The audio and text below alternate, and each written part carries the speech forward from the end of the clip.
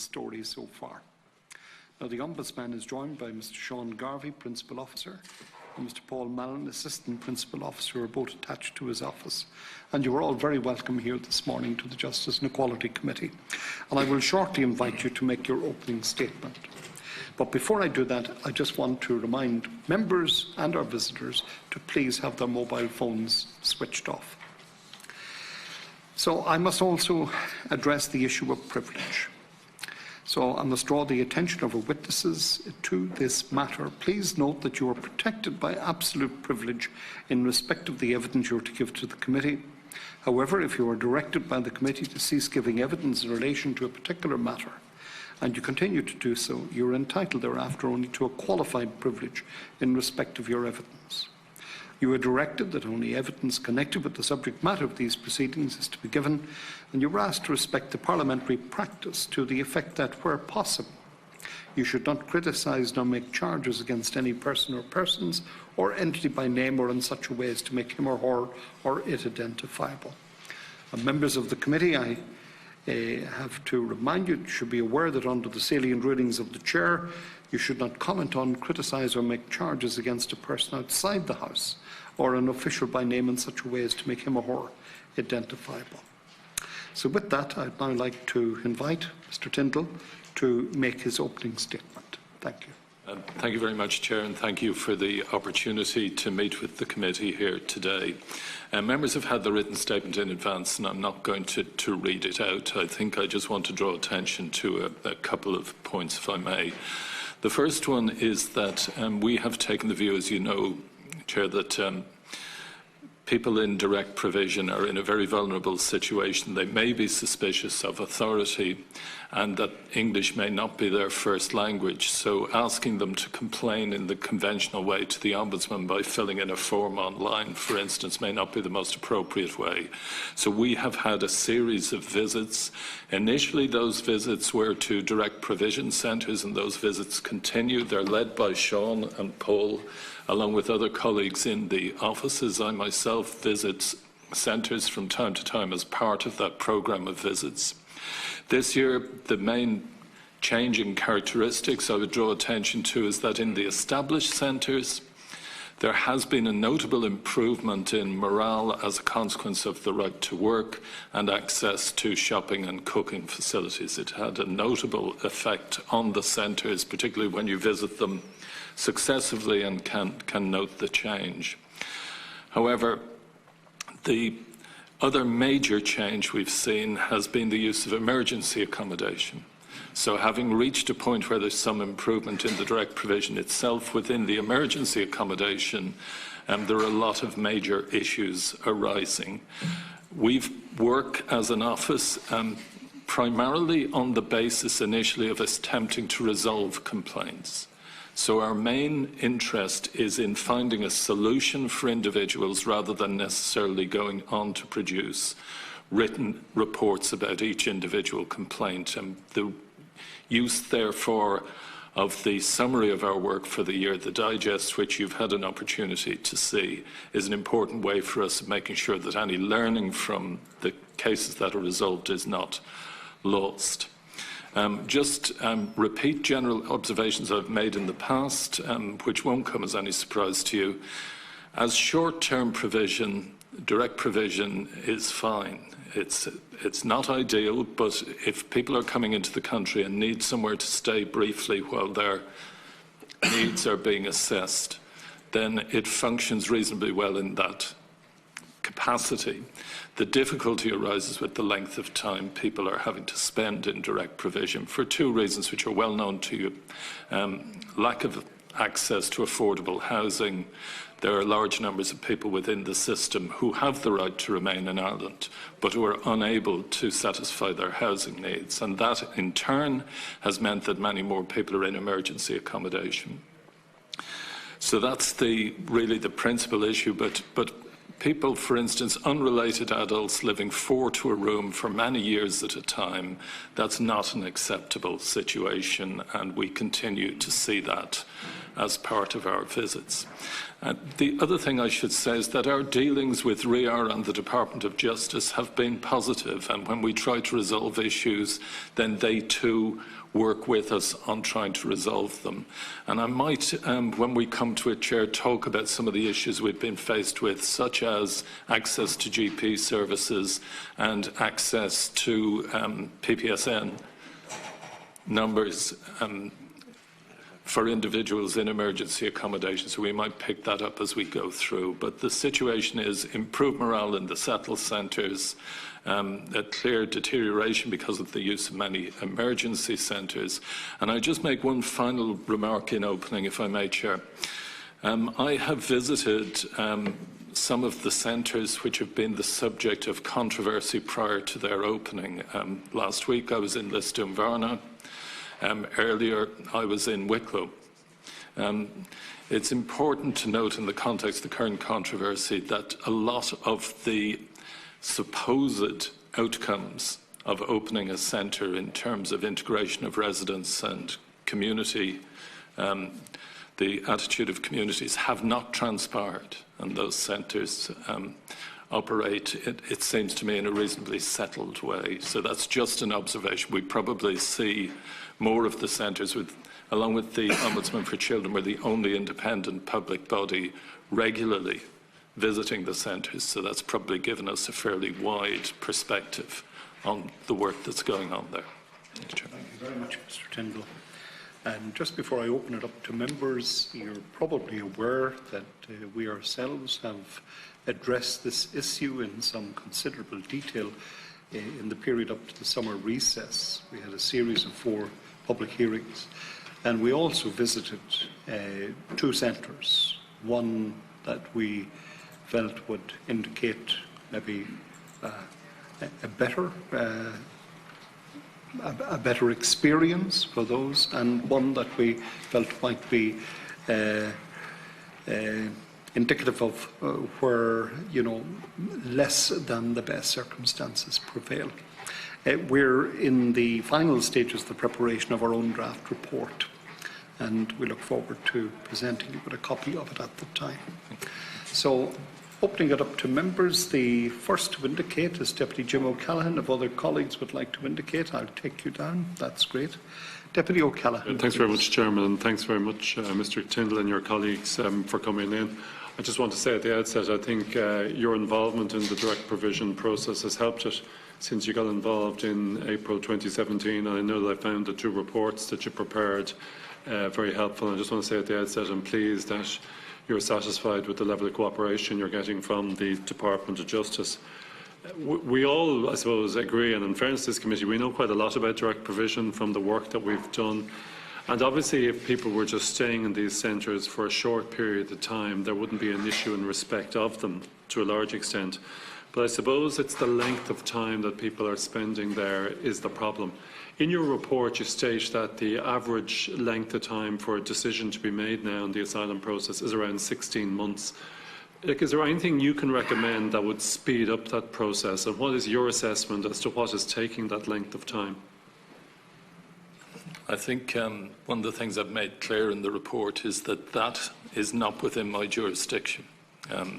My colleagues across Europe, almost without exception, have jurisdiction over the whole of the process and then are able to deal with any maladministration that may lead to delay. People can complain about delays and they can be dealt with.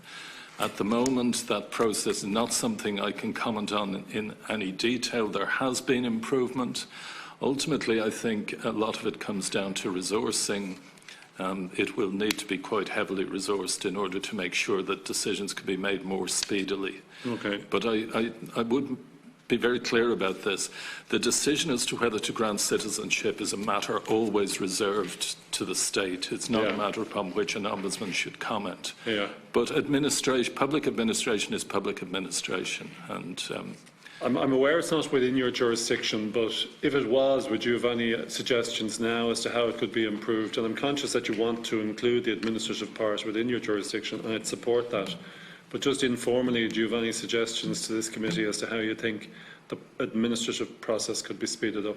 Well, I think there has been some evidence of it's speeding up, but ultimately I think it does come down to there being insufficient resources available to process applications. I have not looked in detail at the way in which it's administered. But and do you know, Mr. Tyndall, whether the 16 months, does that take into account any subsequent judicial review that may be instituted by an applicant after this? No. Okay. No. And that in itself will add much further length of time to the process, isn't that correct? It is correct, and I'm aware in other jurisdictions that appeals are via administrative tribunal, which speeds that process up very considerably. Yeah. I suppose it would be difficult in Irish context to preclude people from having access to the courts after an administrative process. That probably is reflective of what happens here, isn't that correct? Yes. Okay. As I said, I support the process of you being given an extension of your remit to deal with administrative matters. Obviously, you're seeking that because you think it would have an impact on speeding up the process. Is that so? Oh, absolutely so, yes. I think it's having an independent view on how matters are dealt with, how administration is dealt with, is quite important. Can I give you a separate example? Yeah. Because it's difficult for me to take examples. Normally I will say that I can only speak from the experience of my office discharging its work, but we've been working with other government departments and have brought about major changes in the way that certain aspects of administration are undertaken. Most recently, for instance, within the Department of Social Protection, where new procedures have been introduced across the country and where new training has been provided for deciding officers as a consequence of the scrutiny of my office of a particular administrative process. So we have experience in this, and I would hope that we could add value. And it works in other countries, you're aware of that, when an ombudsman gets involved in assessing the administrative process? Yes, it does, yes. And it's a major part of the work of ombudsmen across Europe. Okay. And have you sought an extension of your power from the Department of Justice, or are you aware of what their attitude to that request would be? I have raised the issue with them in advance of meeting the committee. And can you tell us what they said to you? They didn't say anything. Okay. Well, maybe that's something we can consider for our report, Chairman, you know. Can I just ask you, in terms of the accommodation that is entirely unsuitable for prolonged lengths of time? Like, I think everyone agrees with that. But we are dealing with people who require accommodation for prolonged lengths of time, no matter what happens, whether it's through the administrative process and subsequent judicial review or otherwise. What do you suggest should be the accommodation available for a person who arrives in Dublin Airport this evening at 5:30 and seeks international protection? As I've said, I don't think the short stay accommodation issue is the problem. The critical thing that needs to happen now is that there needs to be a resettlement programme. So that there is some work being done, for instance, with DePaul and others, to help people find accommodation, but there needs to be a systematic approach to finding accommodation for individuals with the right to remain, or indeed for people within the system who have the right to work and therefore might be in a position to sustain themselves. So I think for me, tackling that end of the problem. The other issue about affordable rented housing, I think that's an issue that's affecting people in Ireland as much as it's affecting people coming from outside the country. That needs to be resolved, but that's going to take much more time. So a concerted resettlement programme, properly funded. You're primarily referring to a resettlement programme for people who've been in the process and who've been granted the right to stay here? Initially, but also yeah. I think the same could happen for people who are working and could afford to look after their own accommodation. But I suppose in theory that sounds excellent and we would all agree with that. But in practical terms, where do we find accommodation for people who find themselves in that unfortunate position? Is it local authorities in different parts of the country, or how do we deal with that, do you think? Local authorities have stepped up to an extent in the issue of resettlement of refugees. We're also been engaged in that process, but I think local authorities will have to play a part, but then many of them are facing other pressures. Yeah. But I think they'll have to play a bigger part. But do you think, and listen, this is a very complicated process and no one has a simple correct answer, but do you think people who are within the direct provision system should be given entitlement to go on a housing list in the same way as any other person is on a housing list? Once they've the right to remain. Yeah, of course, obviously once they have the right to remain, but during the direct provision process? During the direct provision process, before their application is determined? That's a very difficult question, given the delays. Yeah. I mean, it's a policy question and a political question, Okay. probably not one directly for me. Like, obviously, we have tensions arise when a direct provision centre is announced in certain areas, and you in your report spoke about what happened in Rooskey and Moville, which was sort of outrageous lawlessness that happened. Places were burned down. And obviously there's concern in Ouachtar at present. Like, is there anything to be said for a consideration of a process like fostering of children, that when people arrive in the country seeking international protection, that there are people around the country, different parts, who put themselves forward as being able to foster a family and take them in? What do you think of that? I know it has worked to some extent elsewhere, and I think it's certainly worth exploring. Yes. Okay. Yes. I thought it would, like, the numbers aren't very large if you look at it in an international context. We've about 6,000 people, isn't that so? Yes, it is. Provision. And my colleagues in countries like Greece and Italy would face very different challenges, Croatia and so on. Yes. But there are a lot of well-intentioned people in this country who want to help people who are seeking asylum. But am I correct in assuming that there's no formalised process by which they can do that at present? Not to my knowledge. No. Okay. No. And do you think it'd be something worth exploring? Certainly do, yes. Okay. Yes. Thanks very much, John. Margaret, Deputy O'Callaghan.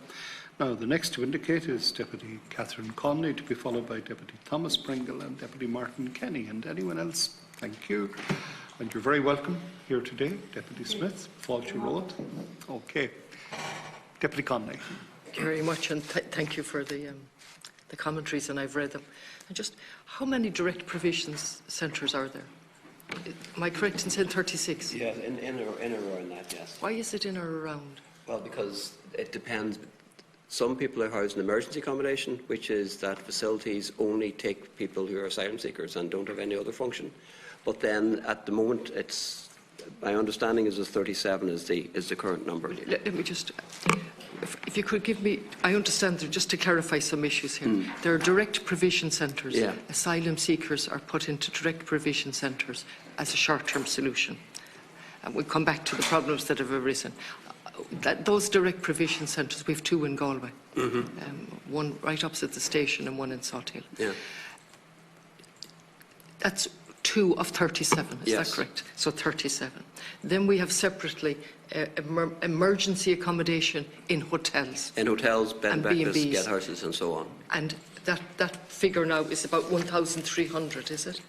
Our latest figure is in the region of 1,400 people are currently in emergency accommodation, yeah, and rising. Okay. Then separately we have the EROCs, the emergency. Just what does that stand for again? They are emergency reception orientation centres. They are for people whose status as refugees has been pre-approved and they are settled here through EU programmes. Very good. So they're coming through the resettlement or the relocation programme, where we give a commitment to take 4,000 people. And of those 4,000, we haven't taken 4,000 yet?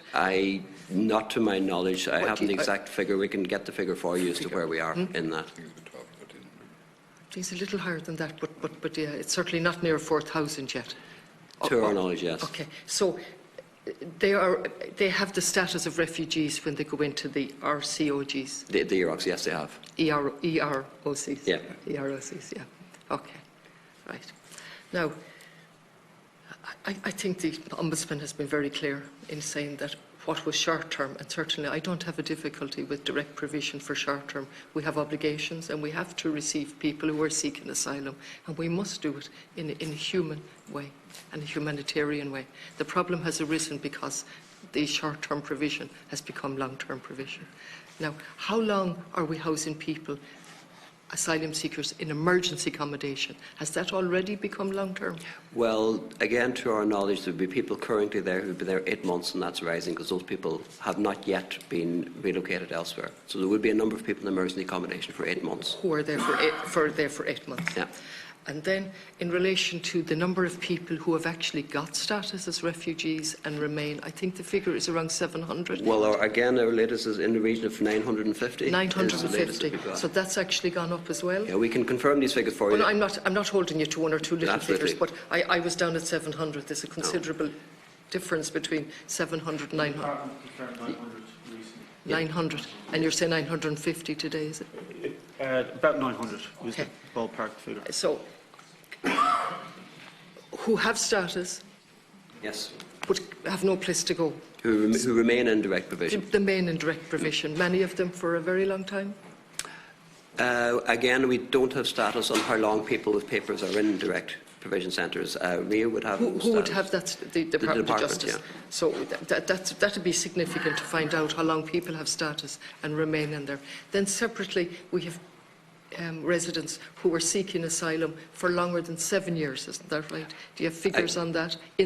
Again, RIA would have those figures. Yeah. And my understanding is it would be a very small number, but that there would be a number who would be there for a very long period of time. I understand it was quite a percentage going back that were there for a very long time. If that has improved, that's good. Mm. Well, again, the department would have those exact figures. All right. Now, I welcome that you're saying there have been improvements, and I welcome those improvements. We've had the Mahin report and the many, many recommendations. Now, one of those recommendations, I think, was that there would be an independent monitoring body. Is that right? Yes, but in practice, one of the recommendations was that my office should have jurisdiction over the centres, and that has been implemented along with the Children's Ombudsman.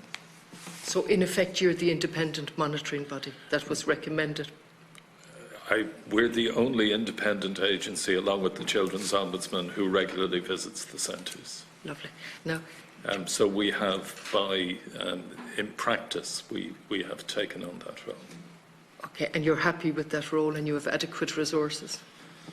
We have adequate resources for the task we're undertaking at the moment. If somebody wanted a more detailed inspection regime, then that would be something we'd have to discuss, but at least we have feet on the ground and we are going to see the centres, and so we're in a position to report on our work to this committee. Okay. Are there vacancies in your office? There are constant vacancies in my office, mostly because my staff keep getting promoted to elsewhere in the civil service, which means we must be running an effective training agency. But nothing, no, that's not an issue for us. That's not an issue? No. Okay. Then I think there was, we also, there was an EU directive, which is a mouthful somewhere. The EU directive, I can't remember the title of it. The European, that would be. The EU Recast Receptions Directive. Just say that slowly because it's a mouthful. EU Recast Receptions Directive. Okay. And then that became law in Ireland through regulation. Yeah. Okay. And what obligations have been put on the government in relation to that? That you're monitoring? The obligations that people have a certain standard of care within the system. Mm-hmm. And that, as well as part of that, there is a right of people who feel if they haven't got that standard of care, then there's a complaint mechanism for them if they are unhappy. And I understand standards have finally been published, have they, in relation to under that? Yes. Yes. When were they published? Yeah. We can get the department to confirm that at the date of publication. But that would be important for you as a body, because you'll be monitoring. You're the there independent would now body. be something we can look against. We can You check haven't people. looked at those yet. We haven't specifically checked people's experience against the standards, because the standards are being rolled out on an incremental basis. Okay. What explain that to me. That they will be as centres contract are fulfilled and a contract falls for renewal. At that stage, a centre has to become compliant with the directive, which includes the standards. So as contracts expire on a rolling basis, the standards will be implemented on a rolling basis. Okay. And in relation to those standards, then, say in relation to how many children in direct provision? We would have those statistics. Do you have them? No, we don't keep those statistics. Okay. Again, there's a substantial number of children in direct provision and a substantial number of children in emergency accommodation. Yes. Okay. And do those standards cover provisions for children? Does it cover basic things in direct provision centres like playgrounds and play facilities? There are specific requirements on centres to provide communal areas, including play areas for children. as part of the new contract process, which is As part of the new implemented. contract. Yes. So that's an improvement. Up to now, that wouldn't have been Up to there. now, there were elements in contracts that required that, and they've been standardised in the standards and are now more formalised. But it is now an obligation for a centre to be able to demonstrate they have those facilities before a contract is renewed. All new centres. Yes. And All centres getting a contract getting renewed. every contract renewed, as well. yes. Okay. And then in relation to a vulnerability assessment, I understand under that directive and the regulations that brought it into law that there's an obligation to carry out a vulnerability assessment on each asylum seeker within a specific period of time. That's an obligation that would fall to the department Right. rather than to the centres. Yes. Absolutely. But have you an obligation in that regard to monitor that, whether that's been carried out? The vulnerability. As we move forward, we can look to instances where it hasn't been when we deal with complaints, but primarily we're dealing with issues raised with us by residents, which would include things like play facilities, which would include things like facilities for children generally. But we haven't had specific issues raised with us about vulnerability, to my knowledge. About?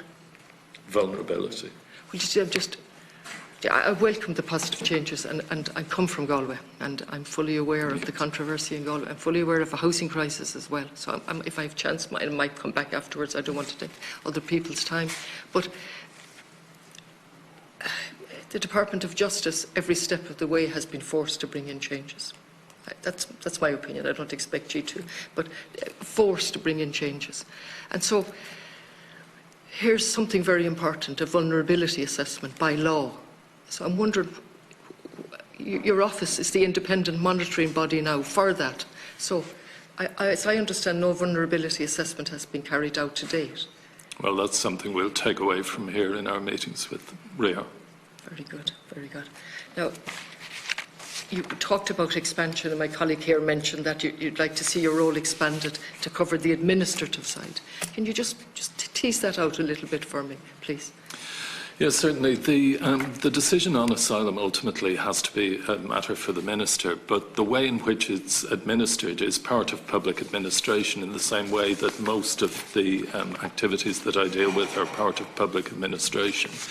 Many of the complaints that come to my office are to do with delay in aspects of public administration, and usually we've been able to have an effective impact on that, sometimes just on individual cases by raising it with the department concerned and getting an immediate response for an individual, but also by looking at instances where it becomes obvious to us that there's systemic delay and engaging to look in detail at processes. So the kind of things we've done, just to give a sense of it, is that when we get individual complaints and it looks like there's a pattern, we will go to offices in different parts of the country and look at other files from people who haven't complained to us to establish whether that pattern has got a systemic cause, whether we're seeing variations. So the kind of things we've been able to address are variations in the way that individual offices and officers deal with processes which shouldn't be happening. There should be consistency, and also unnecessary delays, and by highlighting them sometimes.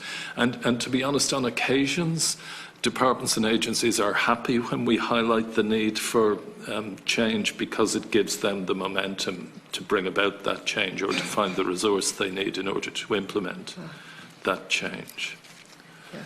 And my colleague asked you, when is that likely to happen, or what progress has been made, and you've said you've been in contact. No, this is a point that, in response to the complaints we've been receiving and the issues about time people are being spending in direct provision, many people want to complain to my office about the process, but we have to tell them we can't deal with it. So as a consequence of that, we're now asking, and we raised that recently with the department. Any idea when they're going to respond to you in relation to your request, the Department of Justice? No, I think we'll have to engage formally with them now on that issue. So your approach is to talk to them first, and then if there's no response, then there's a more formal engagement to see. Yes, there's a process. In terms of extending my jurisdiction, it's a matter for DPER, or the Minister for Public Expenditure and Reform, but that will be on the recommendation of the Department of Justice. It seems to me it's a very important request, because the longer the delays go on, it's wrong for the asylum seekers in the first place. But also it's allowing a vacuum to develop where the most appalling attitudes are being expressed by a small number of people. So I think it's important that you are enabled and empowered so that the system is what it's supposed to be, which is a quick, efficient system to deal with applications for asylum. Yes. Short term. I have the report from the Controller and Auditor General. We're approaching 20 years, aren't we, of a direct provision system that was supposed to be temporary. And so when it's not temporary, and when there's minimum communication from a department, then a vacuum develops, which is extremely dangerous. That's my opinion. So what you're requesting is very important because, sorry, I interrupted you. No, sorry. Yeah. I just wanted to make the point. The Ombudsman offices across Europe are cooperating on the issue of asylum and immigration because it's become such a pressing issue and because it's an inter-country issue. So we've been looking to work together with colleagues and to gain some sense of what's happening. We have seen many other colleagues facing threats, their offices facing threats, because of their work in support of refugees and asylum seekers in their country. The issue of populism and the issue of the antipathy towards asylum seekers and immigrants is one that's affecting, I think, the whole of discourse, the whole of public discourse across Europe. It's not an Irish issue, as you well know. And I think it's very important, and I will lend my voice to this. I'm very reluctant normally to speak beyond the casebook, but the reality is that we as a country need to be properly providing for people who come to us as asylum seekers and as refugees. And as a country, we need to find ways of welcoming them and integrating them.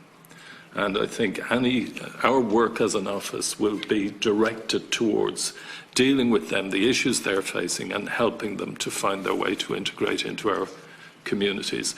As somebody who lived abroad for many years myself, in a country that once was not very receptive to Irish immigrants, I think it really is incumbent upon us to make sure that we behave in the kind of way that we would have wanted to be that we treat people in the way that we ourselves would have wanted to be treated when we lived and worked abroad. I agree with you totally, Mr. Tyndall. I agree with you totally, without any reluctance or hesitation. However, it is equally important to say that when a vacuum is created and when information isn't forthcoming to a local community, then comments are made by a small group of people.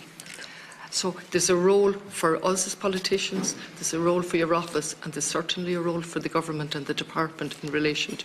Now, you talked about access to GPs and I think PSSN numbers are... Yes, perhaps. They were issues that were raised in a different way by the local community in Galway. I don't want to go parochial, but I want to talk just generally. Access to small... if the community... Actually, I'll repeat what was said, which is a very positive thing. They said we would give the shirt off our back to help refugees and asylum seekers. So I'd like to zone in on that as a challenge to the government and as a challenge to the department to build on that, what came out of Oughterard, leaving aside the other stuff, that they want to work and that they're open, but the manner in which it's been done is difficult. That's part of the problem. In relation to communities that have lost essential services. Now, this is unusual. I'm going no further than that, but just to say that it would help if there was better communication, certainly. I think from our perspective, the most asylum seekers went through Balseskin. Went through Balseskin, which was where they were initially assessed and where issues like their access to the Department of Social Protection were dealt with more and more people going into emergency accommodation. Some of those arrangements have been proving problematic.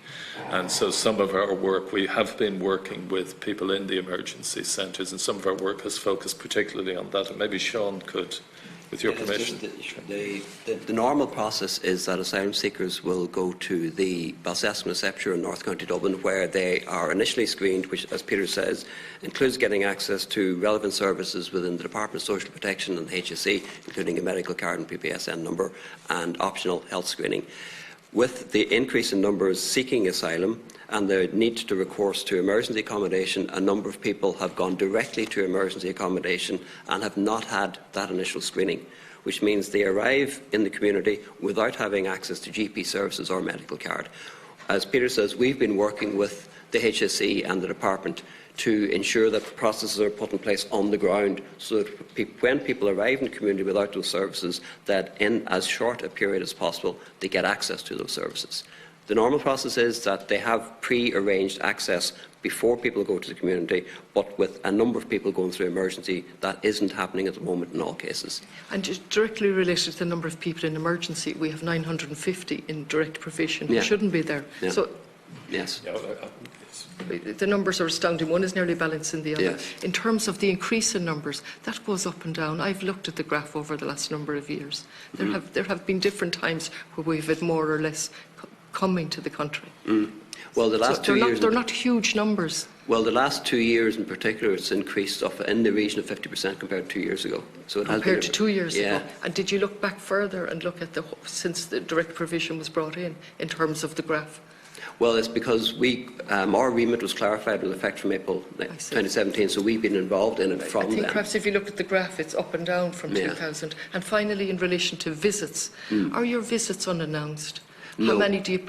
No, because just how many are planned each year, and are you doing enough to get a good feel for it? Because certainly my experience of talking to people, generally in any institution, is they're absolutely afraid to complain. Any institution, not just direct provision. Right. Yeah. Well, as regards our visits being on, no, we announce them because we want as many residents as possible to be aware that we're coming so we can speak to them. So that's the first thing, and we announce them for that purpose. As regards numbers, since our remit was clarified in April 2017, we've visited all the centres, we've visited many of them a number of times. And what we've done this year with the emergency centres is, as soon as we become aware of where emergency centres are, we then try to organise visits. Sometimes we tie them in for logistical reasons with visits to nearby permanent direct provision centres.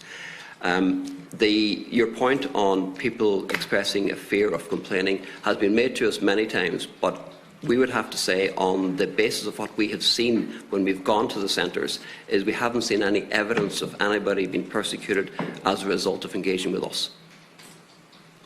Thank you. To Deputy Connolly, thank you very much. Deputy Thomas Pringle to be followed by Deputy Martin Kenny. Thank you. Thanks, Chairman.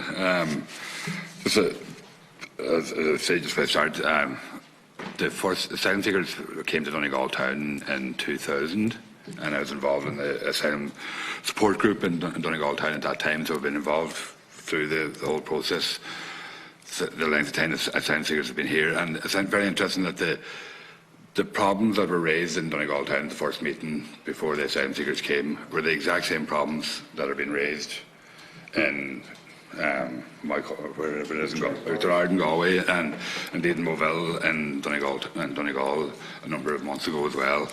And in Donegal town they never came to pass, and the asylum seekers were there for many years, for 8 or 9 years. The centre's closed now because with the boom time recession it opened up as something else. But so the problems are unfounded largely. And I think that's very important, and it's sad that we don't have the political will of people to actually stand up and defend and do what is right rather than do what is popular. And that's a sad reflection, I think, on our political system. And I think the work that you do is a great contrast to that, because you actually defend the rights of the vulnerable people that depend on the system. So I think that's very important work that you're doing in relation to that. It's unfortunate that all the politicians couldn't honour that important work and actually strengthen it across the board as well. Sorry? All politicians, as I said that. Yeah. And but so two things. Just in relation to your opening statement, Mr. Tindall, you have a couple of asks of the committee. So I'd just like that formally maybe put them so that the committee can actually maybe support them in the future, if that's all right, Chairman. He's one, and they have been touched on earlier with the previous speakers as well. But you know, so the examining the complaints and asylum process itself, and you say that you believe that your remit should be extended to include the process, and I respectfully ask the committee support for that extension. So I think that's from the speakers that have been here previously. It's taken, but I think we need to formally move that as well.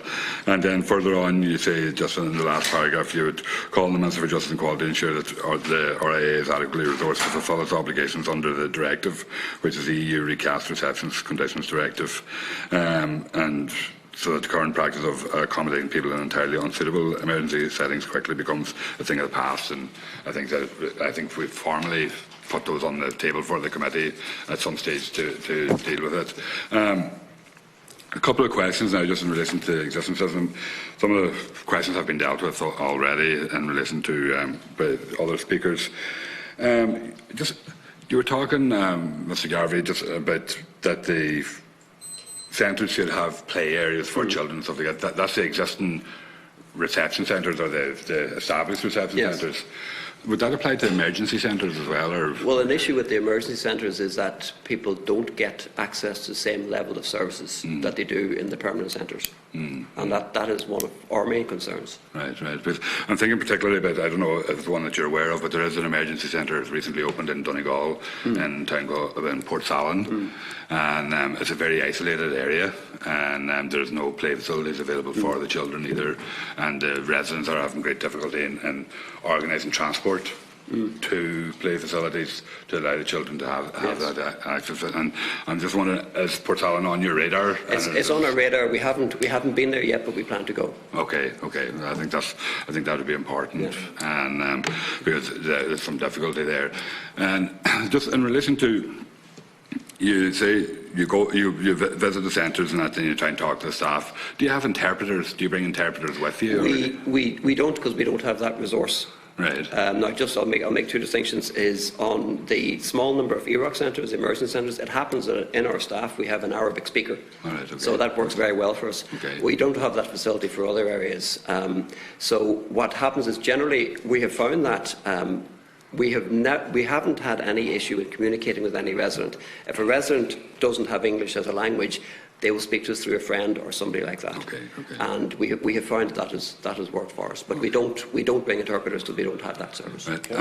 Just worth saying as well that in some instances, local NGOs or local representatives of local churches have assisted with translation for residents who want to raise issues with us. Yeah. That gets on to another problem that we have, that I would see within the asylum system, is that the RIA want to get complaints about the system, or if the system isn't working right, they want to hear from it. But they'll only accept word from the residents themselves. And I think that's something that's maybe they won't, like if there's a local support group that's there working with them and everything like that, RIA don't want to hear from the support group, they want to hear from the residents. And I think that puts the residents in a very vulnerable position in dealing with management, because they're actually exposing themselves as being unhappy. And it has happened in the past where somebody has complained and they've been moved out of it. So I think that's a difficult situation. I just wondered, do you find that across the board? Well, all I can say is that we have found, as Peter said earlier, all we have found is when we find them very cooperative towards us. And any issues we would raise, for example, it could happen that a resident might have raised an issue with RIA and, for example, didn't get a reply or didn't get an outcome that they thought was reasonable. And we have engaged with RIA and in a number of cases have got such outcomes overturned and that type of thing. So all I can say is that they have given us cooperation when we talk to them directly. They have cooperated with us. But is that not a sign of a problem? That a resident doesn't get a fair hearing, but then because you raise it on behalf of the resident, then they get a better hearing. Well, what I would say is not a sign of a problem itself. What I would say is that's an issue of ombudsman work generally. People come to us because they're not satisfied with the response or service that they've got, and we engage then with the service provider to deal with that issue.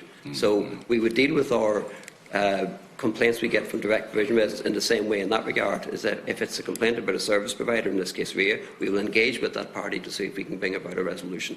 And I would have to say that we found that has been, from our point of view, we have found that they have been cooperative and we have been able to resolve a number of issues. Can I make a couple of comments on it? On the The immediate issue, we find usually that if we raise a particular case and that overturn a decision, that similar decisions won't be made in the future. Okay. So that it doesn't just work in the instance that we deal with. So you do get a long-term fix.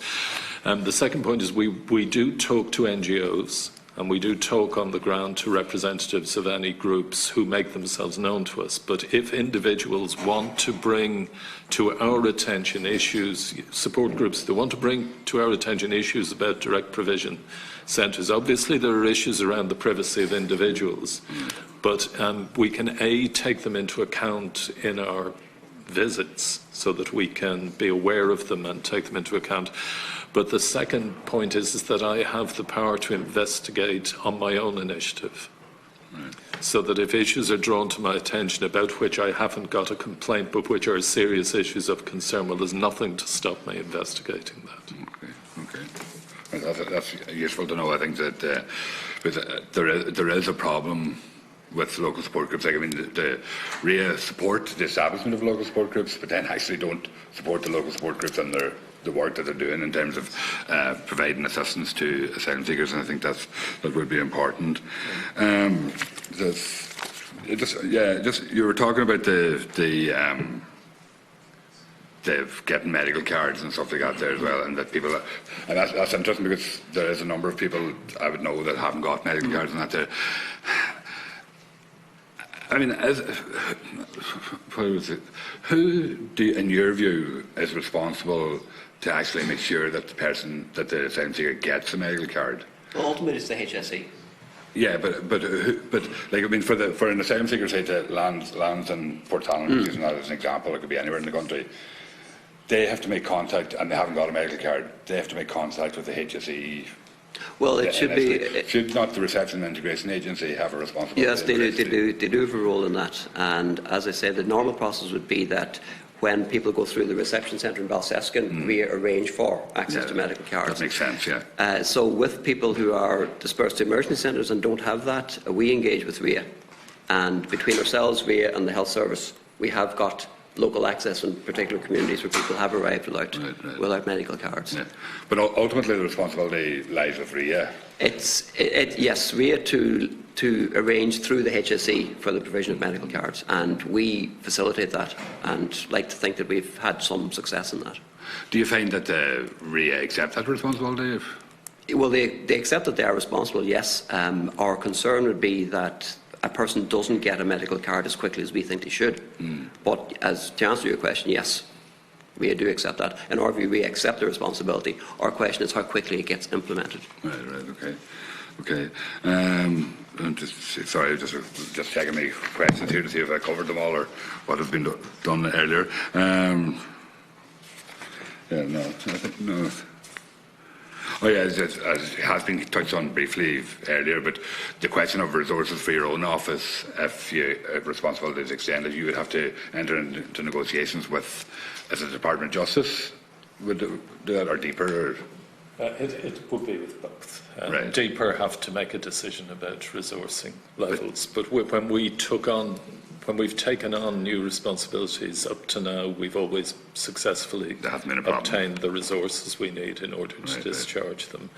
I think if we're to have an enhanced role within, obviously with the asylum and immigration process, and as the scale of the task is increasing because of the emergency centres, then we're going to have to look hard at what resources we need in the future.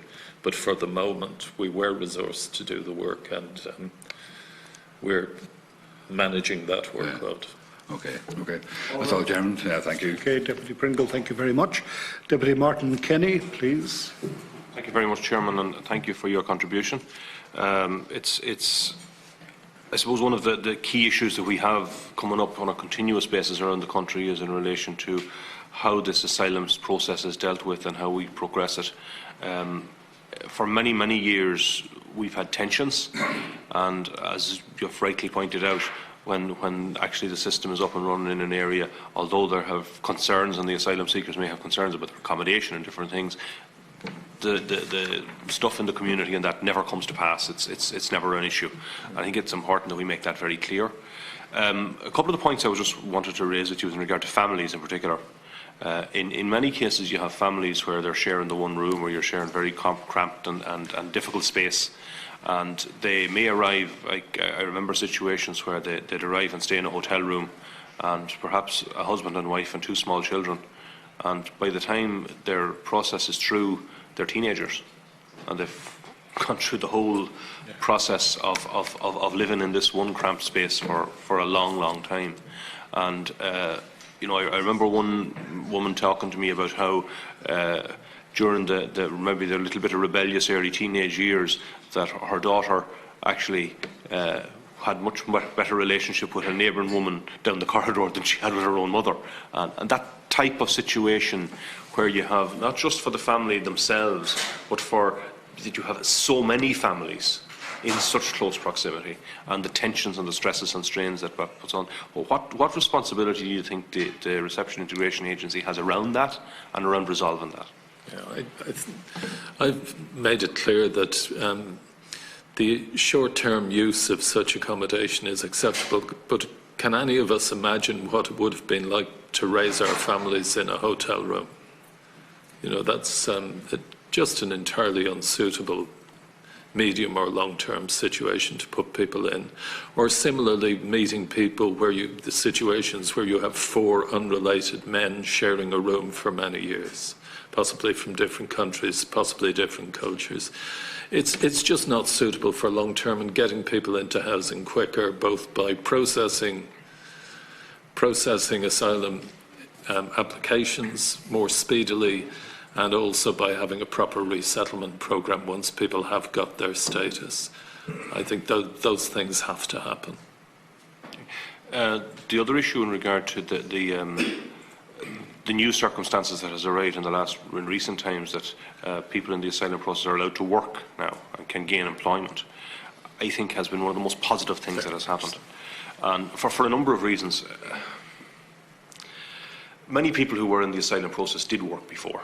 They had little part-time jobs. Nobody knew about it.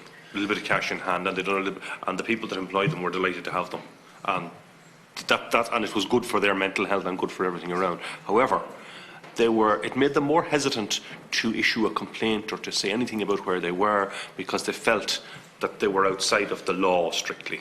And that was a huge problem that I came across in a situation where people were in the asylum process. They were doing a little bit of work. They knew that they weren't supposed to, technically, but it meant that if there was an issue arose, they were absolutely afraid of their lives to say anything in case it would impact on them. And that's, I think, one of the key things that this new, if you like, system where they are allowed to be engaged in employment has helped. But I just wonder, in respect of that, because they are vulnerable people in a vulnerable position, is there, or do you have any role in that aspect of employment where they would be perhaps not treated as well by their potential employers as they would otherwise if they were in a different circumstance? Unfortunately, employment issues are entirely outside of my remit, and that would be a matter, if for anyone, for the Workplace Relations Commission. Okay. The present circumstance is that an asylum seeker, I think, have to be 9 months in the process before they can apply to go to work. To me, that's quite a length of time, because at the moment you're talking about, I think it's 14 months, or in some more recent cases down to 10 or 11 months where they can get their process through. So they'd actually be almost through the system by the time they would be able to go out and seek a job and look for work.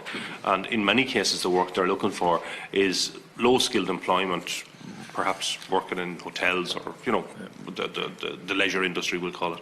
And it's an area where the employers in that sector tell us they can't get staff. Yeah. So I don't see why that 9 months process is in place.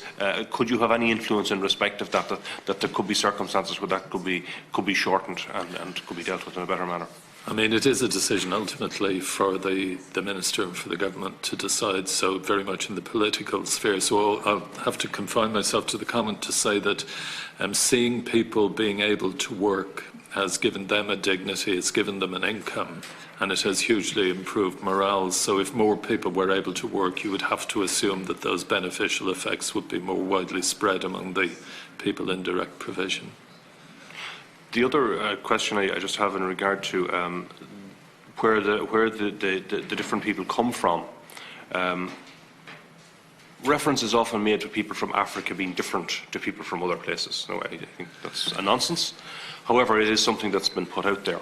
And I'd just like to do you have more complaints, or do you monitor what nationalities make more complaints in general, or have more difficulties in the process, or is that something that you have in any way examined? We haven't monitored that. It's my intention in the longer term to monitor the backgrounds of the people using my service to make sure that we're providing a fair and equitable service regardless of people's background. I'm confident we are, but I'd like to actually monitor that so that we do it more effectively. We would see the complaints, the same kinds of complaints regardless of the background of the individuals. I think Paul and Sean would echo that. Yeah. The kind of complaints I've heard personally when I've been at centres have been very similar. Some of the issues that we've seen arise and that we're well placed to address are issues around culture, where particular people have certain cultural diet or religious requirements in respect of diets, and they're not properly catered for. But we haven't found, some people have been afraid to raise that. They've raised it with us. We've got spoken to the centre, and in each instance we've been able to resolve the issue for them.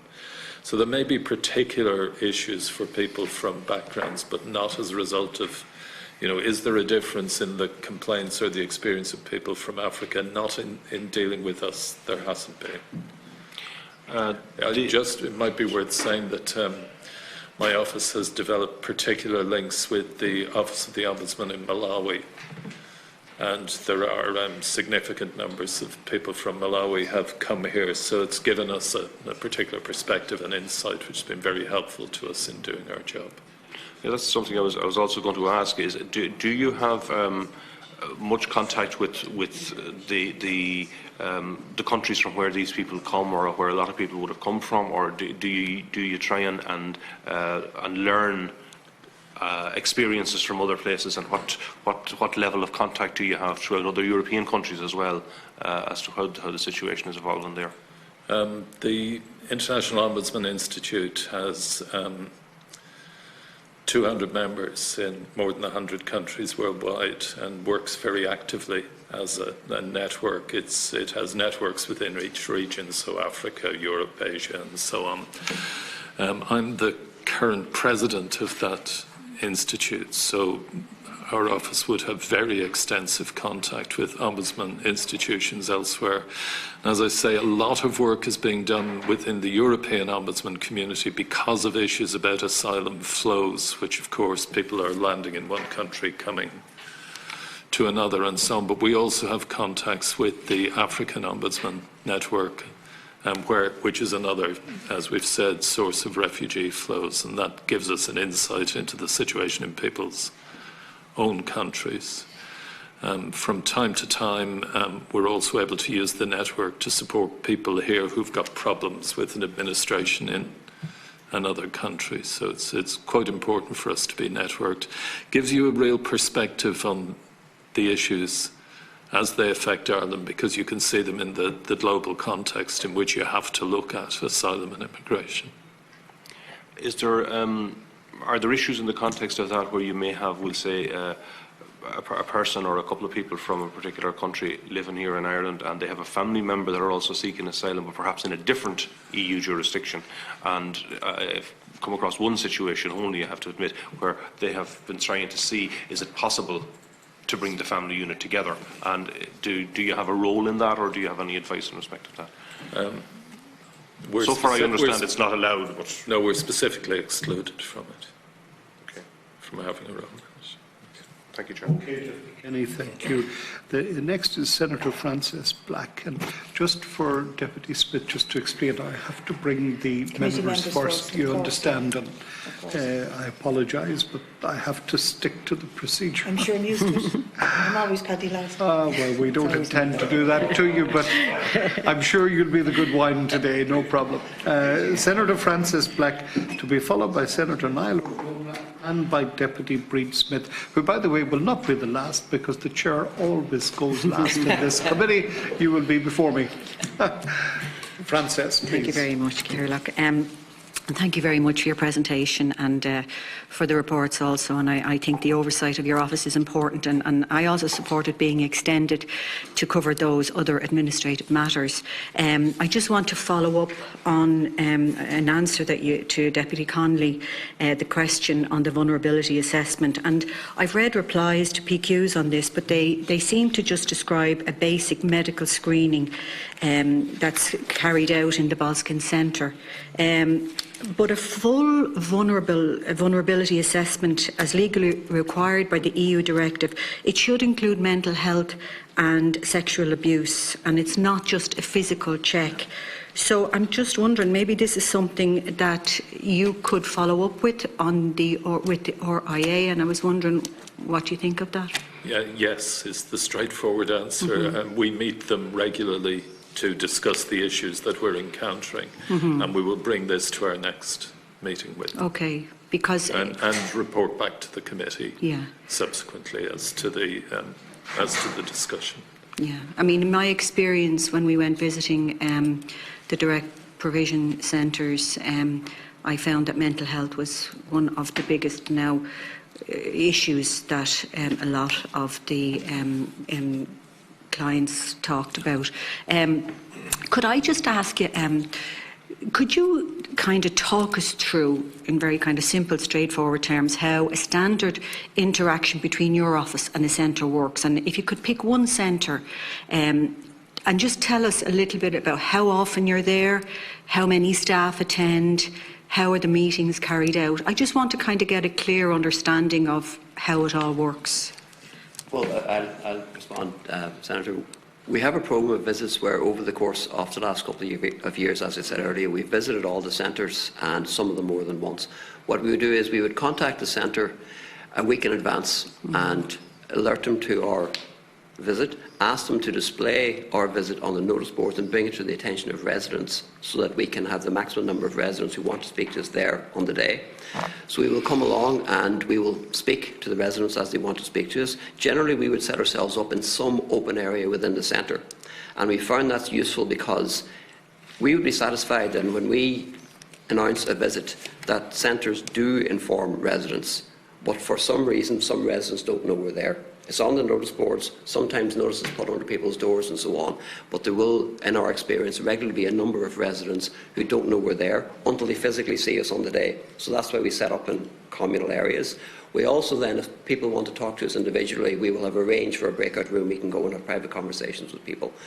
Generally what we'll do is we'll explain our role generally to people and then talk to any individual about any specific issue that they have. If it's an issue that we can't look at, we will tell them that on the day. For example, the example we're talking about this morning, somebody says about the delay in their asylum application. Currently, we simply have to tell them we've no role in that. If it's something that we can look at, for example, to access to GP and medical cards, we take their detail, we go back to our contacts in the department, the HSE, and see how quickly we can work something out for them.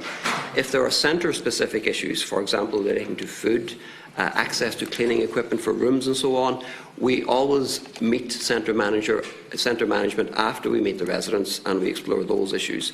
We have found that that's a very useful forum of getting issues on a day-to-day basis resolved. Sometimes what we have found is that, for whatever reason, management may not have been aware of an issue. Sometimes, as some of your colleagues have expressed, residents are reluctant to approach management directly. So therefore management wouldn't be aware of an issue a particular resident might be having. When they hear about it from us, what we have found is we have found management to be very open and proactive in resolving issues. That would be the general approach we would take, and we do that on a rolling basis across the country. For logistical reasons, we tend to visit over, say, a 2-day period a number of centres in the same geographical area. That's simple logistics. It means we can visit the maximum number of centres in the minimum time. But overall, for this year, I think in the region of 25 full-time centres and up 12, 15 of the emergency centres we've already visited, and we will be doing more. Could I just add to Sean's point? That's okay? Yeah. Yes.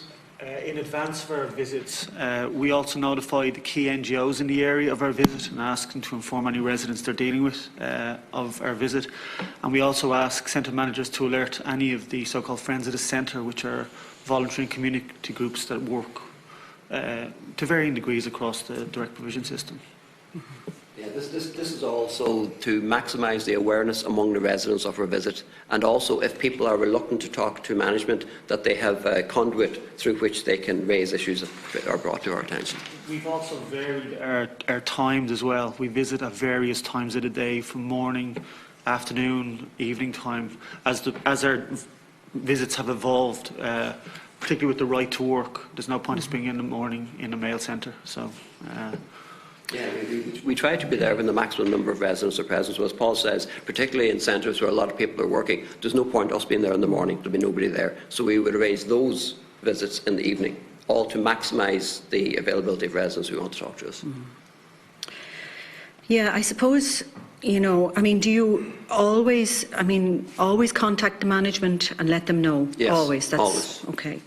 So I suppose I would probably have a little bit of a problem with that because one of the things we've heard regularly in visiting centres, and again, and I'm going to really, I suppose, harp on this a little bit, is that the residents are afraid. They're absolutely terrified to engage with your system. And you know, the reality is a lot of the centres have cameras. You know, and if you think about it, I mean, you know, we went up, and when we went up, you know, we had people talking to us, but we were kind of walking around. But the rooms where there's cameras, management can see. They're afraid that they will maybe be, you know, after you leave, that they might be treated in a way that's quite disrespectful. You know, there's just an energy, or there's a fear that if they go and talk to you, that they're going to get into trouble. Yeah. That's basically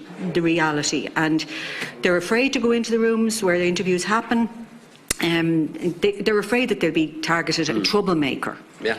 And I really think that we have to address this issue. It's absolutely vital. And so I was wondering, could you talk a little bit about steps taken to ensure kind of secrecy and confidence, and how this could be improved? For example, would it be a good idea, and I'm only just throwing it out there, would it be a good idea for ye to maybe go up to an area where the centre is and not do it, and maybe have spot checks? I mean, I'd love to do spot checks myself. Do you know what I mean? So that you could go in, and there's the whole thing, and Peter, you mentioned earlier about they're afraid to speak to a kind of, you know, figures in authority. It's scary when somebody comes in and, you know, they feel you're part of the system. And I would love to see that, a dramatic change in that. So wouldn't it be great if you went up there, you went into the local community centre or somewhere where they could go and feel safe and really open up and talk to you about the realities? Because, I mean, some of the stuff we saw was pretty scary, to be honest with you. Senator, there's a couple of points wrapped up in that. We certainly, in one instance recently, have accepted that there was a likelihood that people wouldn't speak to us, and so we've made separate arrangements for people to meet us off-site, and clearly we do that with the emergency accommodation to some extent. There's an advantage to being at the centre because obviously you can see the facilities and so on. So doing all complaint taking off-site wouldn't work. So you'd probably need to do a combination of both. We'll need to go away and think about this. Up to now, our role has been to deal with complaints from residents.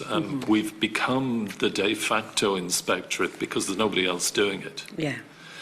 If we were to take on such a role, and I know that other ombudsmen in other countries take on precisely that role in a more engaged way, then it would require a different approach from the one that we've taken up to now. Now, I'm reasonably confident that the experience has been that people who have spoken to us haven't been disadvantaged as a consequence. But I understand the points you're raising, and we will go away and give it some more thought. Where it has been put to us that people are reluctant to speak to us, then we will make arrangements to meet them off-site, and such an arrangement is in place at the moment. Yeah, because we know that obviously some of the centres are run quite well and the management are great and, you know, everything is fine. But there are others, and probably more, you know, than we can even imagine, where, you know, when management know you're coming, you know, it's not really, for the people who are in the centre, it's just, it doesn't really suit, and they are scared and they are frightened. And of course, there is that piece around language, and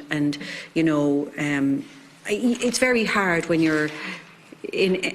We met some of the, the residents, and they were very depressed, very low, very frightened, particularly families. And maybe single parents, single mothers, for example, who just feel hopeless.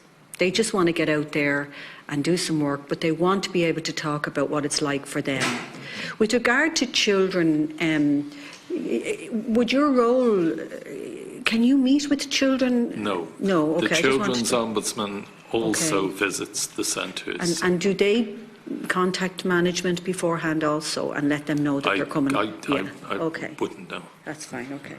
Okay, well, I would hope that you would consider, maybe something on those lines, where you can do spot checks, where you can just call up unannounced, and I do think the residents would really appreciate that, or maybe do them off-site, which is something that I think would be really powerful. Yes, well, we certainly, as I say, we're already embarked on the issue of doing things off-site where that seems to be appropriate in a particular context. Okay, and then just on the question also, I'm not sure whether it was one of the deputies mentioned a little bit about the NGO's role. And would that be something that you might consider, with regard to, so if somebody does come to the NGO and complains to them, would you consider maybe talking to them, or how would that work? As I say, I have own initiative investigation powers, so if an NGO highlights something with me that's bad practice. It hasn't arisen to a great extent with direct provision, but it has arisen, for instance, with nursing homes. Okay. So it's not something that's difficult for us. Maybe not yet. No, as I say, not yet. Yeah. Sorry, if we are approached, we can deal with it. We do also arrange to meet with the national NGOs from time to time to just deal with any issues they may have. Okay, thank you. Thank you. Thank you very much, Senator. And if I may, just to add, and I will be coming back on some of the points that Senator Black has raised, I know that Senator Black would have liked to have gone into another gear again in relation to the points she made, and I'm just underscoring it. So thank you very much indeed for that. Is that fair comment? I thought it was. I thought it was. Senator Niall Ó Donnghaile, please. Maybe fair warning for me then, not to go too Okay, far. you go for that. No, go for it. Chair, thanks, and apologies to our visitors just for missing the earlier part of their presentation. Just before I come to my question, a point you raised, Mr. Garvey, earlier on in response to, I think, Deputy Conway, in relation to emergency accommodation. As soon as we become aware of an emergency accommodation centre, what's the process involved in the Ombudsman's office becoming aware? We inform us, the department inform us regularly. They give us a list of centres where they are, how many people are in them, and so on. Okay, so how regularly would that be in terms of? It'll be at the moment in around monthly. Okay, and from you becoming aware of that as an office to getting out to monitor or observe the emergency accommodation centres, what would kind of generally be the time scale involved? The way we structured our programme this year was we did it largely in spring and in early autumn.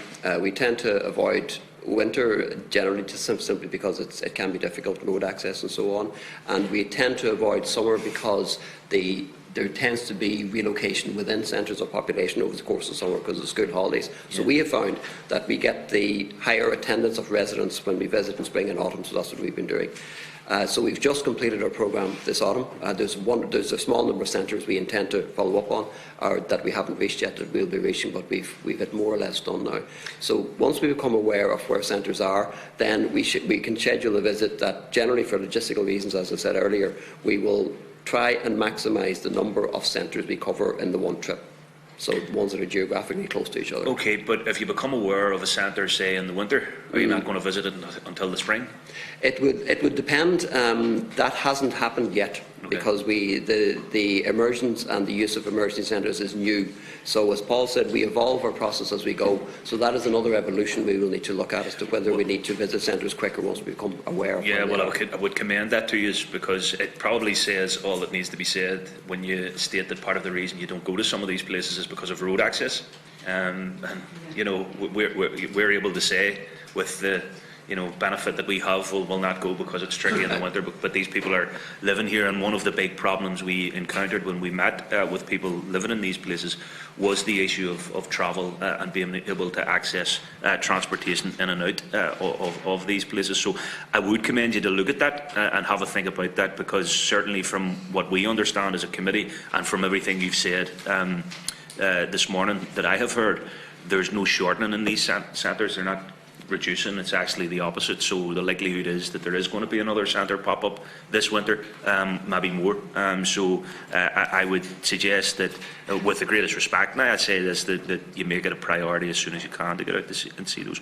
I'm keen just to ask a brief question, Caoimhghín, just around the issue of your statutory remit in terms of the visits and the observations that you make. I know, and I've heard you this morning, I've seen some of the media carrying your statement about wanting greater powers around the administrative process, and that's fair enough. I think that's a very legitimate call. I'm keen to know how you have found the process of the recommendations or the observations that you do make to the department or the relevant agency in terms of actions. So is there a role in, for example, internally, a monitor of what actions the department has taken in terms of recommendations or observations that you have made? And are you frustrated or, I suppose, prohibited by a lack of I suppose, proactive functions to compel the department to do some things? We meet with the department very regularly, and the issues that arise in our visits are taken up with the department, and we monitor progress against those in subsequent meetings. So the issues that we deal with that we raise with them are dealt with. The main issues that the committee has been touching on about the length of time people stay in and so on doesn't fall. Those conversations about the practicalities, access to facilities, access to transport, movement between centres, access to, as we've heard, to medical cards and so on, those are the kind of issues we tend to be dealing with, and they do get addressed by the department. The issues around the length of stay and delay and so on are not part of that conversation. With the greatest respect, Mr. Tyndall, that's a very universal statement. You know, because we have heard that we have met people who don't have medical cards and have been waiting for a prolonged period of time. And there are other examples in terms of what you've just said. So I'm not so sure that the evidence that we have heard either in other presentations or in terms of our own visits point to a situation where it's sorted. I mean, that sounds quite universal to me, because you said we have raised things with the department that aren't sorted. So, I mean, I just don't know that the universality of that is accurate.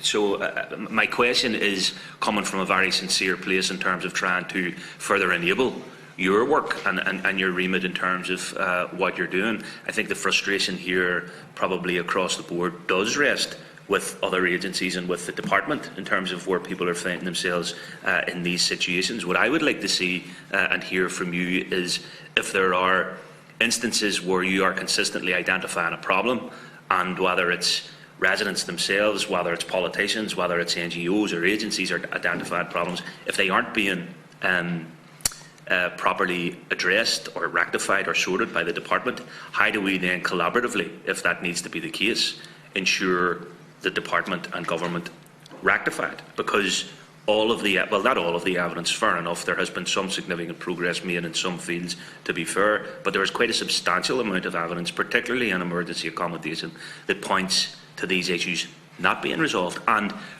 it also points to there not being a will in many instances to resolve them either. Okay. Just to pick up the issue, let's take a specific example about emergency accommodation and medical cards. We have, when issues are brought to our attention, we raise them with the department and with the HSE, and we make sure they're addressed. So they're addressed in respect of the issues that are brought to us. As new emergency accommodation centres come online, then the issues may well arise again. I think quite a lot, yourself, Senator, quite a lot of your colleagues and colleagues in the Dáil do bring complaints via my office, and we're able to raise those also, but it also would help us to have a broader picture if you engage with us in that way also. My particular point, it wasn't to make the point that everything is absolutely splendid, just to say that as and when we raise complaints, they're addressed. But whether always sometimes it will be individual ones, and it may not be that the systemic issues are being properly dealt with, and I would happily continue to work on those until we get them addressed. The issue, we find things pop up as issues as the system is extended. And so a lot of the issues we're dealing with at the moment, the issues in respect to the older centres, the more established centres, and we get fewer complaints, fewer issues raised. It's the emergency accommodation at the moment that's generating the principal additional work for us. And some of the newer centres, where problems that have been addressed in older ones continue to crop up. Okay, Chair, just two questions follow up to that. In terms of them being addressed, I suppose there's a difference then, Mr. Tyndall, between them being addressed and them being addressed satisfactorily, and that's the point I want to try and nail down on. So, I mean, if you're telling me they're addressed, are they addressed satisfactorily? And second of all, in terms of the issues being raised with you, I'm keen just to get an understanding of how, because I understand a wee bit about now the process of the visits. Is there a way for the residents to contact you outside of the visits? Is there a regular kind of hotline or whatever contact it might be? Yes. Yeah. Yes, there is. We have online contact details. We bring those details with us and we have them displayed at centres when we go. We do get a relatively small number of complaints from residents via that source rather than via the visits. But one of the reasons we have continued and expanded the visits programme is we find that's where we get most of the issues raised with us by residents. Yes, they can contact us through other mechanisms, and they do, and we bring those to residents' attention. But in practice, most of our complaints arise from direct contact with the residents on their visits. Could I just make a point, sorry, about our work? We deal with individual complaints, and we get a certain number of those from our visits, a certain number made to the office. There's a parallel process going on in relation to the thematic issues that we've identified, and as Peter said, the big bulk of the work for us at the moment is in the emergency area. So the example that's been given a couple of times about the medical cards, in addition to dealing with individual complaints from people in emergency centres, we are engaging with the HSE at a national level to resolve the fundamental problem of GP access in communities and numbers arriving in a community at very short notice without prior planning or services. That's also happened. I know it was mentioned earlier on about the PPSNs. Without your PPSN, everything else, you can't access medical cards, can't access basic payments, all the so-called material reception conditions that we're obliged to provide. Our office is engaged nationally with the Department of Employment Affairs and Social Protection to resolve the issue of availability of PPSNs, because prior to the increase in numbers, they were processed in Balseskin, as Peter mentioned earlier on. A lot of the local offices weren't familiar with the process, and there's a sort of lower threshold for eligibility for asylum seekers, I understand. As a result of our engagement with the department on that matter, a briefing document, I understand, was issued to the local offices, so they were aware that if somebody presents, and that has helped. I suppose in terms of a practical example of that, we've been to one area twice within the space of 3 months, and very busy at first visit. Medical cards and PPSNs were the big issues. We went back to that area 3 months later, and those issues have mainly been resolved. Now, I know that's only one issue, but as Sean and we've mentioned a couple of times, our process is evolving as we move on, and as we identify thematic issues in whether dealing with the individual complaints, we do address them at a national level as well. Okay. I suppose from our perspective, we're trying to generate a bit more light here than heat, so that's why we're kind of very keen to tease out some of the minutiae maybe of this stuff. Tell me if it doesn't fall within your remit, but I'm just keen to get your view on this issue of people within emergency accommodation being relocated at short notice. We have heard of some instances where people staying in hotels have been put onto buses and sent halfway across the country in order to facilitate an outstanding booking in the hotel that's being used as emergency accommodation. I wonder if that's something that has been raised with you. What are your observations and thoughts on that? But with the caveat that I appreciate if that doesn't fall within your remit. No, it does squarely within remit, and yes, it has been raised. I think in my opening remarks I was fairly clear that after progress had been made in direct provision centres, the use of emergency accommodation puts us squarely back into the set of problems we had at the outset with direct provision. And emergency accommodation is, for all of the reasons that committee members have explored, entirely unsuitable. And of course, because it's being taken on at short notice, there are issues about the length of stay that's possible. So people are finding themselves in exactly the circumstance in which you describe. And I think Deputy Connolly's particular issue around the need to move people on who have got permission to stay, that's the fundamental point at the moment. The numbers don't quite balance, but if people who had permission to remain were able to move out of direct provision, then the use of emergency accommodation could certainly be reduced to a huge extent, if not eliminated entirely. But while that is a problem of... Sure. For the individual, it's a problem for them or for the groups of people who are moved, but in reality, that is a problem of the availability of accommodation for the reasons I've described. But you see, Mr. Kendall, it brings me back to my earlier point around now how we action a response to that, because when the departmental officials were in front of us, I think it was the Deputy SAC-Gen in front of us a few months ago, it was simply a case of, well, we can't apply direct provision standards to emergency accommodation. And to Bronarin, Chennai, basically. So that is why I think, certainly in terms of the legitimate call that you've made this morning around greater powers in terms of the administrative issue, I need to get a clearer understanding as a member of this committee as we go forward in compiling this report, that surely to God there has to rest a responsibility somewhere where these things can then actually be actioned. Because if the department are coming in front of us and saying, well, look, we can't apply our emergency or direct provision standards don't apply to emergency accommodation, and when I asked them, could the issue of people being moved again happen again, they said it could. So, I mean, like, none of us should be content with that. There has to be, but that's okay, not being content with it. There has to then be someone ultimately responsible for this, and it may well be the department, but my concern and my frustration is that listening to the department, they seem content enough.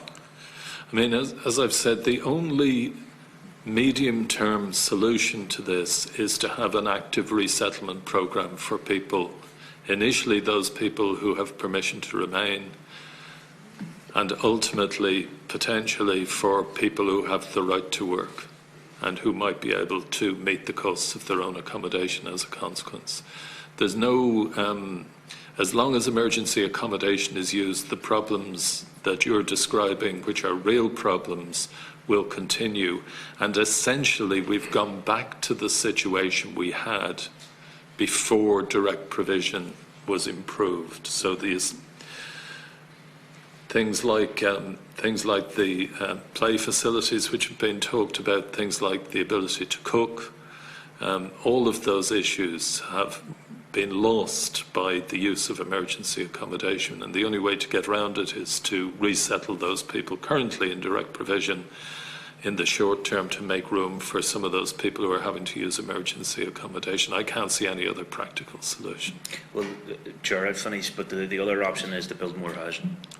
Sorry, again, in my introductory remarks. But I understand. No, fair enough. I'm not saying that in an adversarial way. I'm just saying that because of course my office also gets complaints about housing waiting lists, about homelessness and so on. The issue of the shortage of affordable rented housing is one that will have to be tackled to deal with all of these problems. Thank you. Senator Deputy Breach-Smith. Chair, and thank you very much for your presentation, your information. I want to return to this question of how the visits are conducted, given prior notice and management knowing you're coming and having a time set up and all the rest of it. And I know it's not your remit, but I've just been reading the report from the Children's Ombudsman back in May about the same issue, right? And it's interesting when you hear what children say about pre-arranged visits from the Reception Integration Agency, pre-arranged visits that are supposed to look after their interests. And this is what children said to the Children's Ombudsman. They believe that, first of all, if they make a complaint to the centre management, that it would have a negative impact on their living conditions within their accommodation. They've also told the Children's Ombudsman that if they want to make a complaint against the centre management to the RIA, the Reception Integration Agency, it is not clear to them how that complaint will be dealt with. Children also said that they do not feel they were being listened to when they lodged complaints with centre managers, and in this regard several children said that repairs would be made when the centre inspections were expected and not until then. And children in other centres said that facilities, for example playrooms, are often locked and unavailable to them except and until visits or inspections were taking place. So I think if anything speaks to the need not to pre-arrange your visits or your studies of these centres, the children speak to it, because that actually is proof that making arrangements with these centres in advance gives them the heads up, sort everything out, unlock the playroom, this, that and the other, unlock the kitchen, let everybody have access, and you have a community, particularly children, but also, I would imagine, their mothers, who are terrified to complain about this scenario because they will suffer penalties in the background and in the unseen areas that this horrible system deals with. In 2015, Brian McMahon said about the direct provision centres that the people living there are like ghosts. They're dehumanised and they are depressed. And one of the questions I'd like to ask you is, if 4 years later, having done your recent visit, would you concur with that description in any way, sense or shape about your experience visiting the centres? And just to ask you to comment on what I've said about the children. And then I have a good few questions for you, but the next one is just on what you've requested this committee to do about extending your remit. Exactly what, because I may have missed a bit in the beginning, what extension of your remit would you like to see? Would you like to see it in the area of the lengths of time that people stay there, the provisions around the right to work, because they are very restrictive, and having restrictive provisions around the right to work is extremely unhelpful, because I'd say most people who work in this House earn less than 30,000 a year, who do the grafting work in this House, and asylum seekers, people who have the right to work, can only get jobs that pay them more than 30,000, which leaves them very, very restricted. And I wonder, are you looking for remit around those kind of conditions, or maybe the locations of the centres, or access to medical facilities, etc.?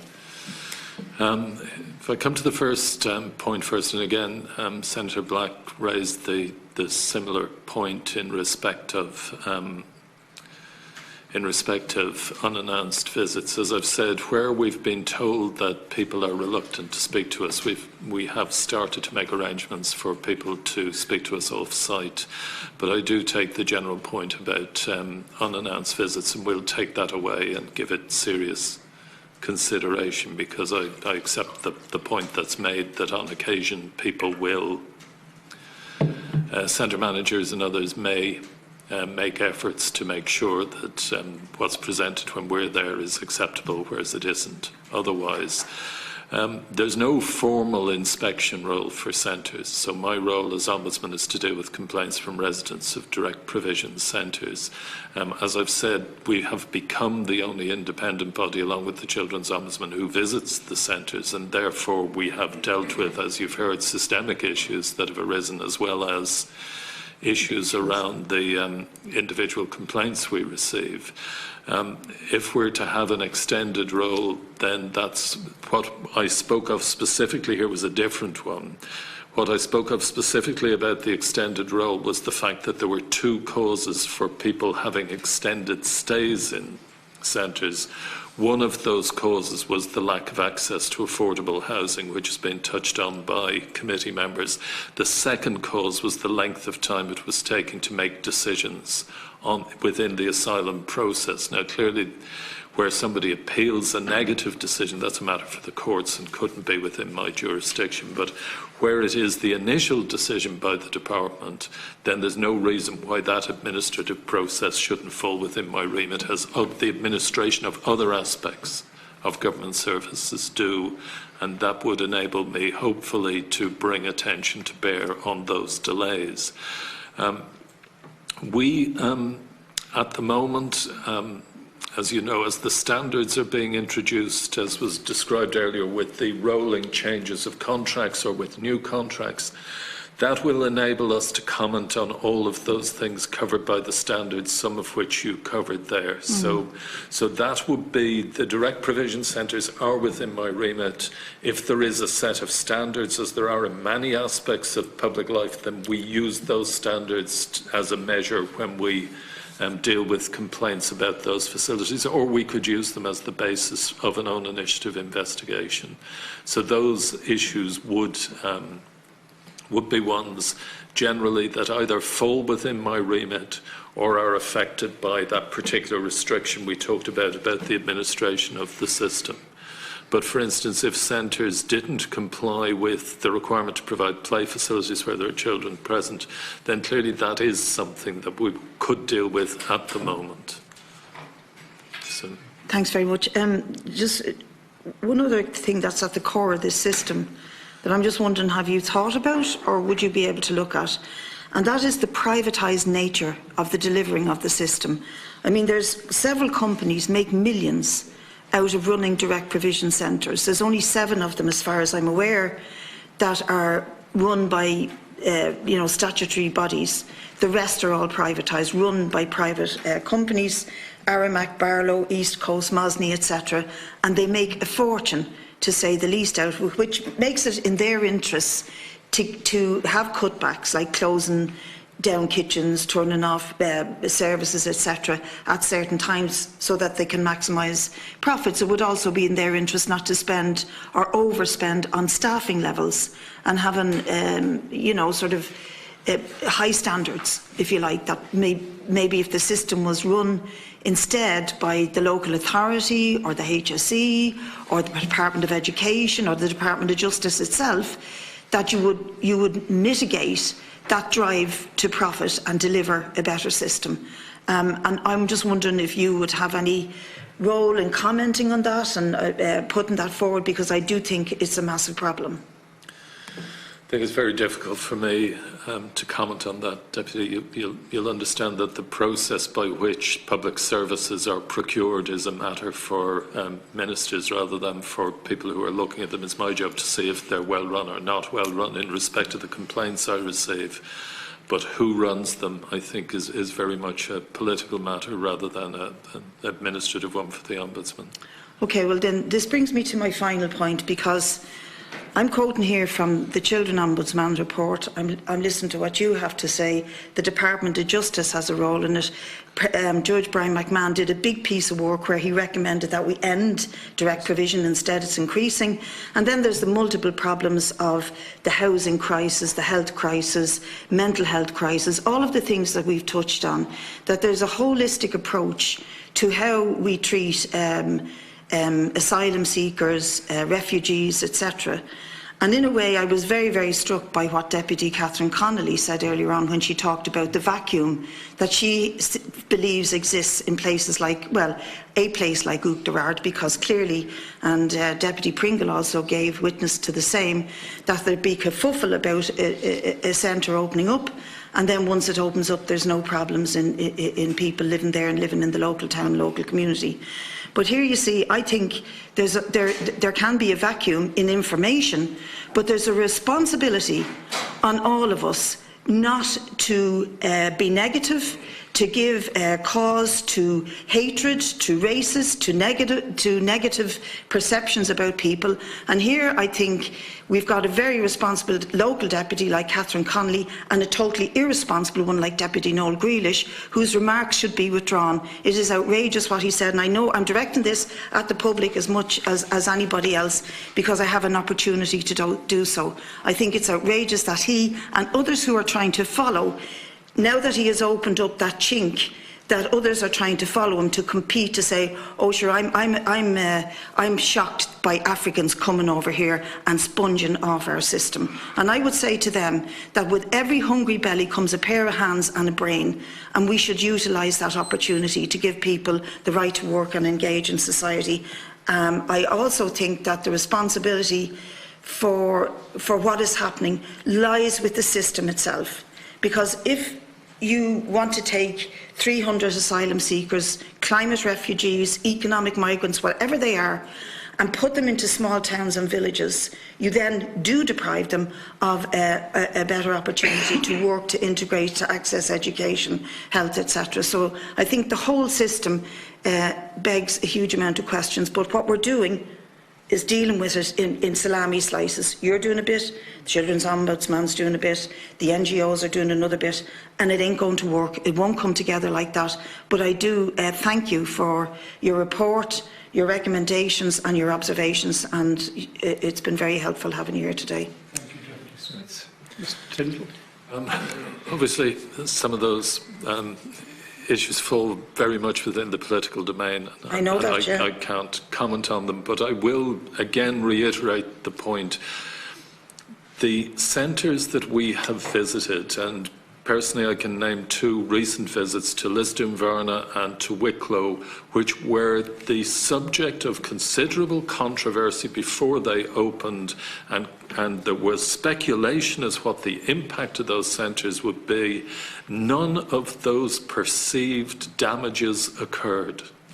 Those centres have opened, and I want to take the opportunity to commend local communities across Ireland, organisations like the GAA and others, NGOs, churches and so on, who have worked so hard to support and integrate people into communities. It has been a great success. The point was made earlier, I think, about the fact that the hospitality industry in Ireland, tourism, it provides opportunities for people to work.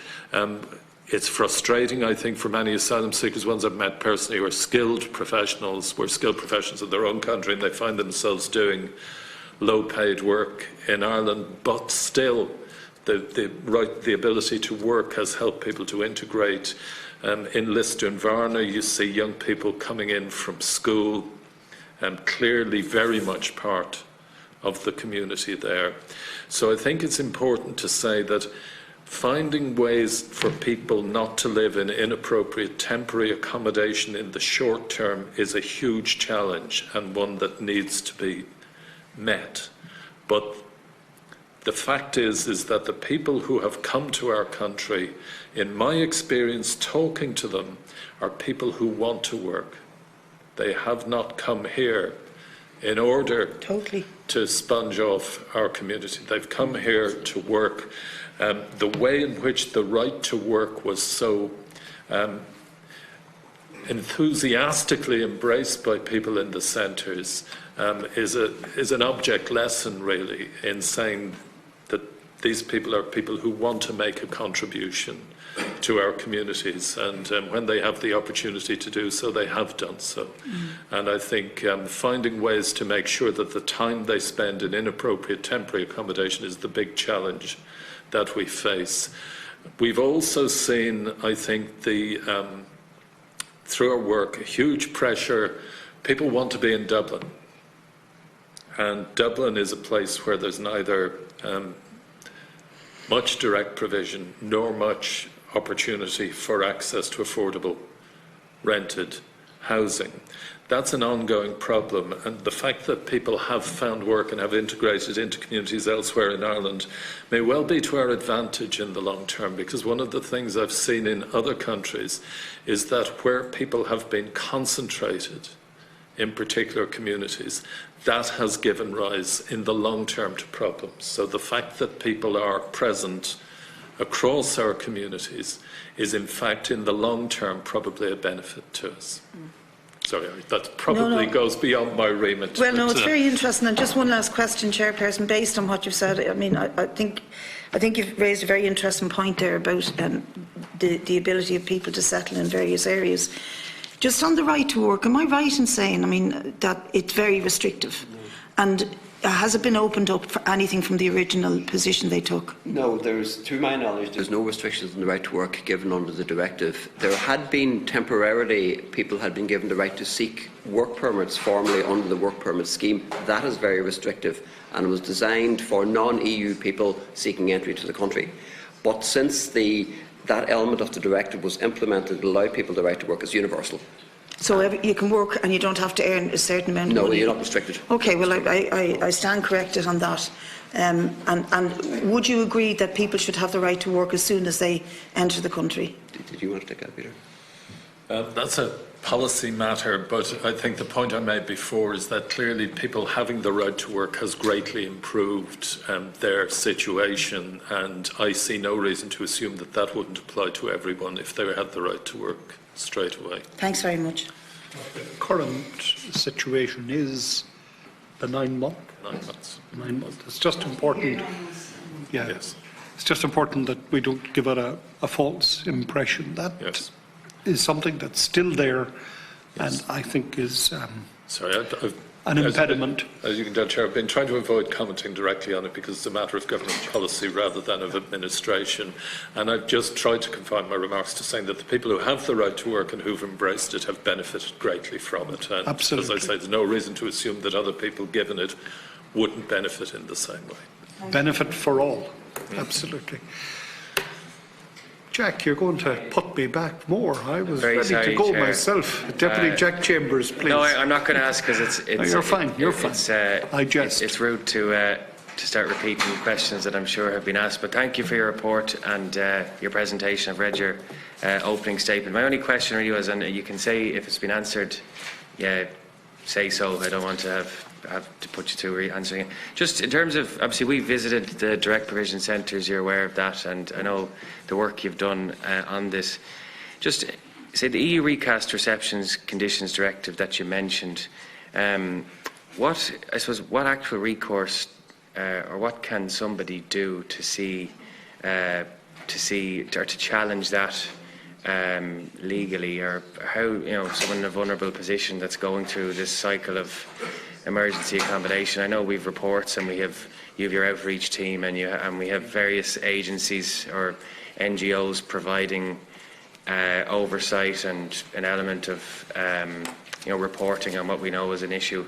How do we how can we see this dealt with properly so that there's actually an outcome for the people that are badly affected by this? That's just my only question. If it's been answered, you can say it. Not directly, I think. The recast directive provides a lens through which we can look at complaints which are raised with us, and we can use the standards that arise from that as a means of assessing whether somebody is receiving a treatment that's consistent with the directive, and we can address that through our work.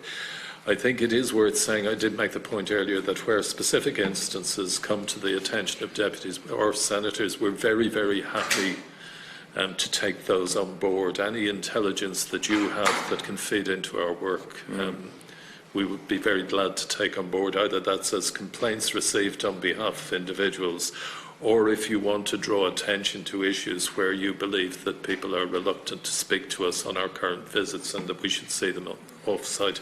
All of those issues we're happy to pick up and address. So if you think, for instance, we will be looking at complaints in future with the directive in mind, but if you think that there are issues we need to pick up, then we're very happy to hear from you, either as a committee or individually.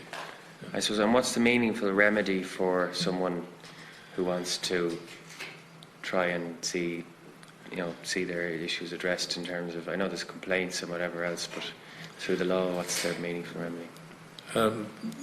Clearly, my office offers an alternative to the courts, and it's free. You don't require to be represented, and so on. But people obviously have the right to raise these issues through the court system also, if they choose to. Yeah. I will say, though my office can only make recommendations, our experience has been that those recommendations are accepted, not least because the scrutiny of the Oireachtas on government departments and agencies is such, or local authorities for that matter, that if there's a reluctance to accept recommendations, that usually the pressure brought to bear by the democratic process has meant that people have fallen in line with recommendations. Thank you. Deputy Chambers, and just a few points myself.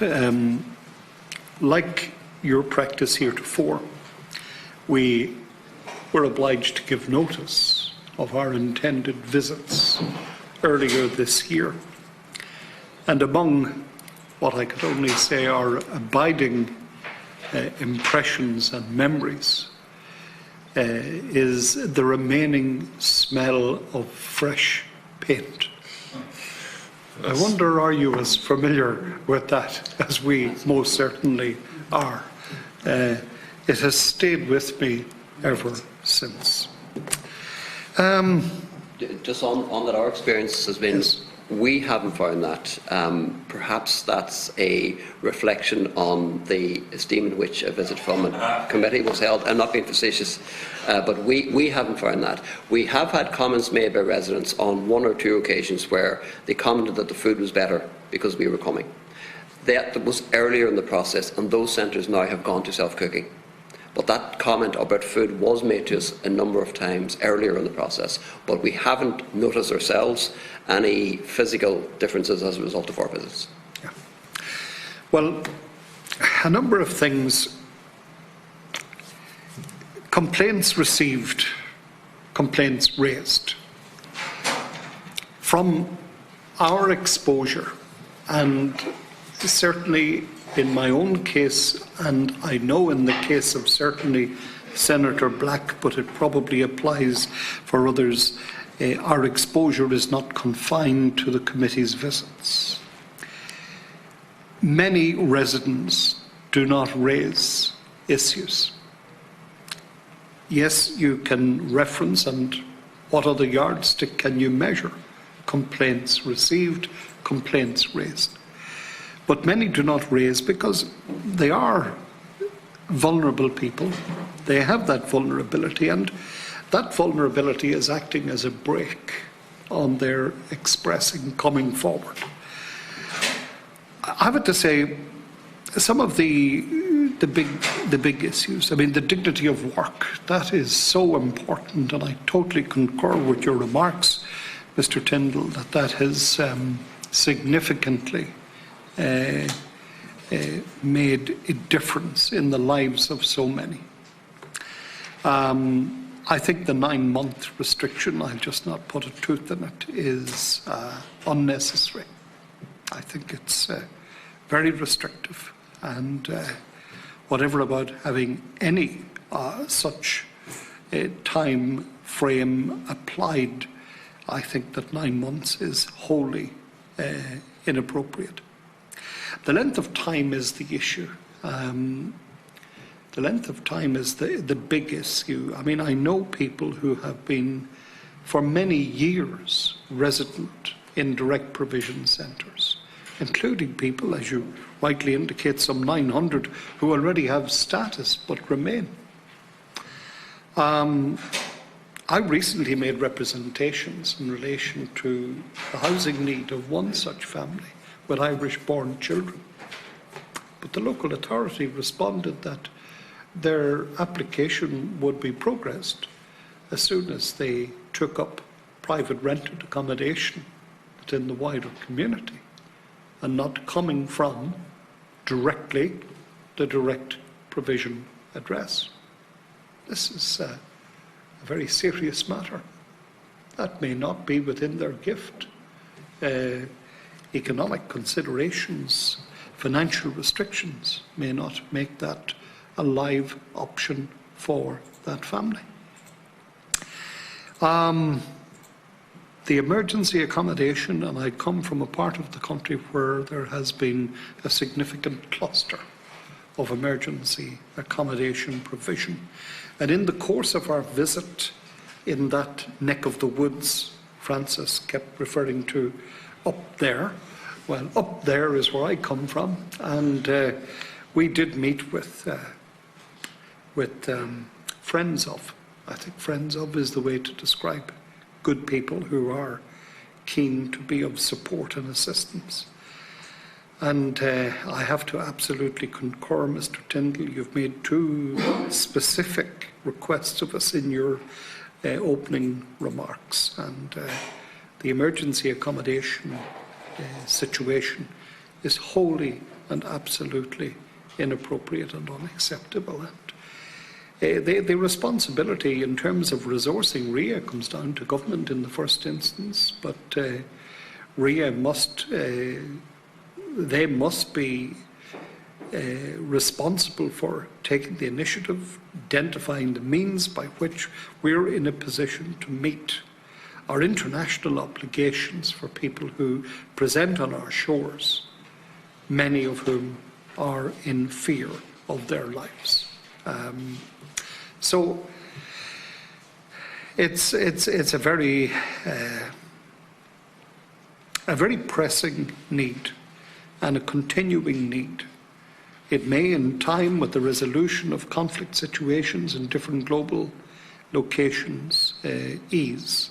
But as things stand, there is no indication that any of these crisis points in different parts of the globe are anywhere near a resolution.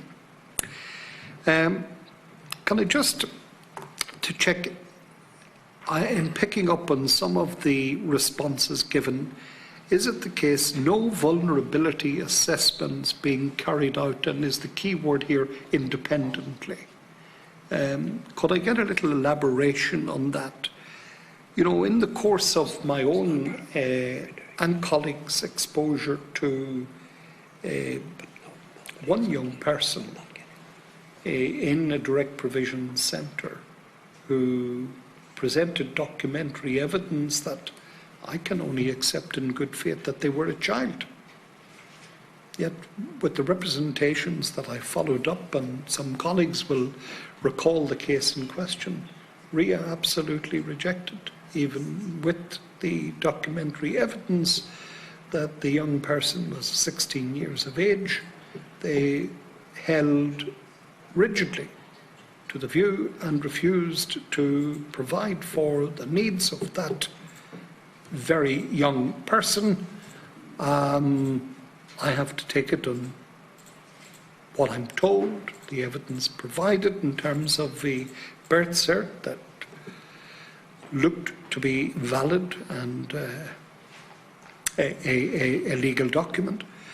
You know, I would see, I mean, this is the only case that's coming to my mind in terms of vulnerability, but there's nobody more vulnerable than a child unaccompanied, even at 16 years of age, and even though they may be physically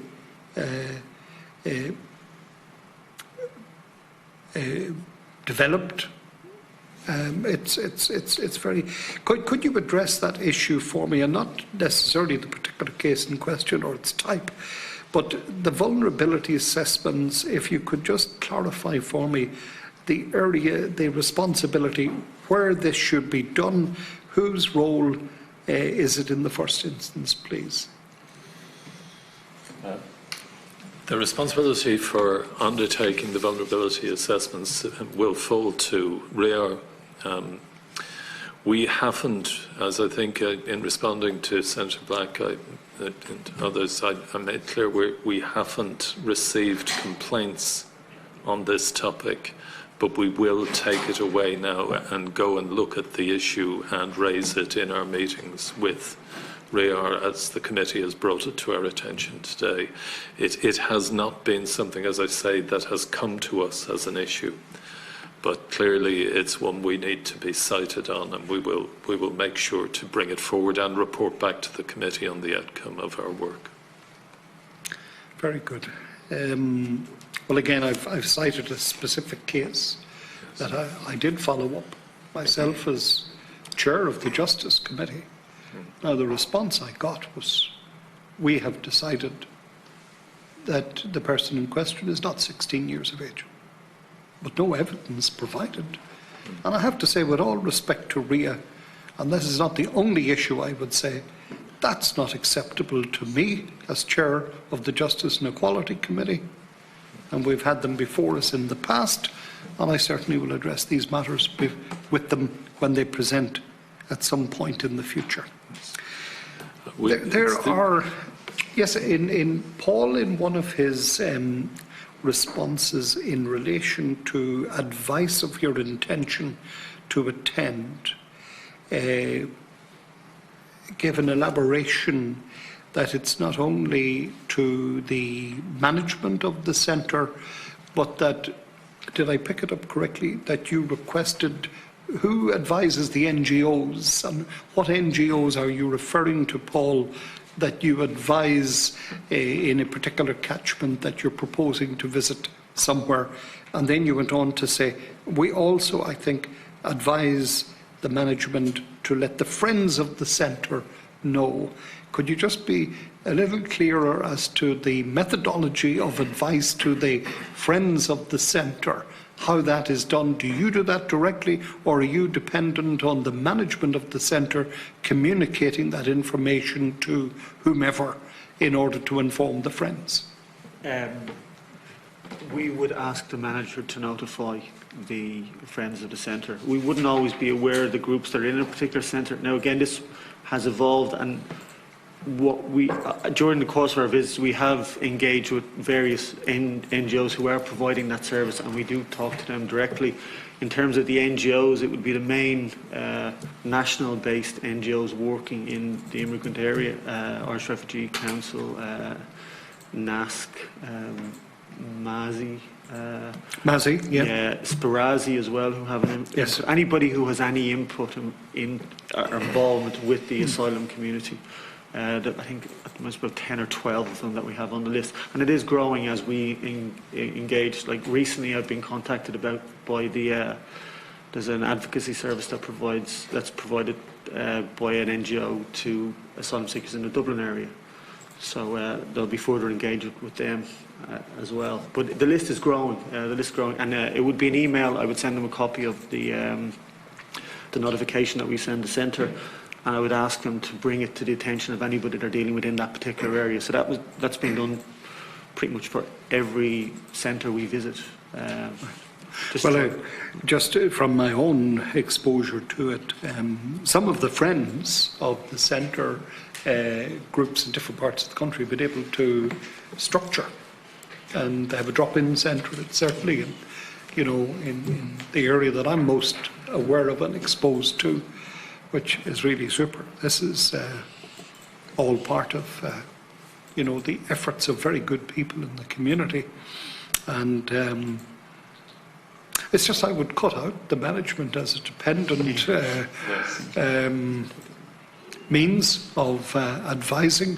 I mean, if there is an identifiable address with a permanent presence, at least well, I think it's more than 5 days a week. It's even more important at the weekends. There is an address. Somebody can be contacted. There's somebody at the end of a phone. I have to say I was there only in my own hometown last week at an event organised by the ISPCC. I just want to acknowledge that. It was absolutely wonderful. We waited while the bus came from the distant direct provision centre that some are all too familiar with. And when the young people came in from the centre, it was an evening event. Absolutely super. I take my hat off to the parents and friends who all contributed to that. But I think, the ISPCC have to be acknowledged for their initiative in ensuring inclusivity. And I think it was a powerful, simple hour in any evening. So, look, so many of my colleagues have talked about the bigger issues. They've reflected on some of the bigger issues. But what I find is that we're looking at a situation in some centres where the tussle is between rigidity and flexibility.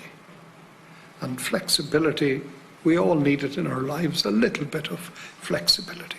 Rigidity is giving rise to points of interface, conflict, unnecessary. These are not big issues, small things for people in what they see are very confined life situations grow and can grow exponentially. So rigidity should be okay. You have to have rules, you have to have whatever. But the application of rigidity in the situations that I can think of is beyond acceptable. You also have a conflict between what I would regard as pettiness and respect.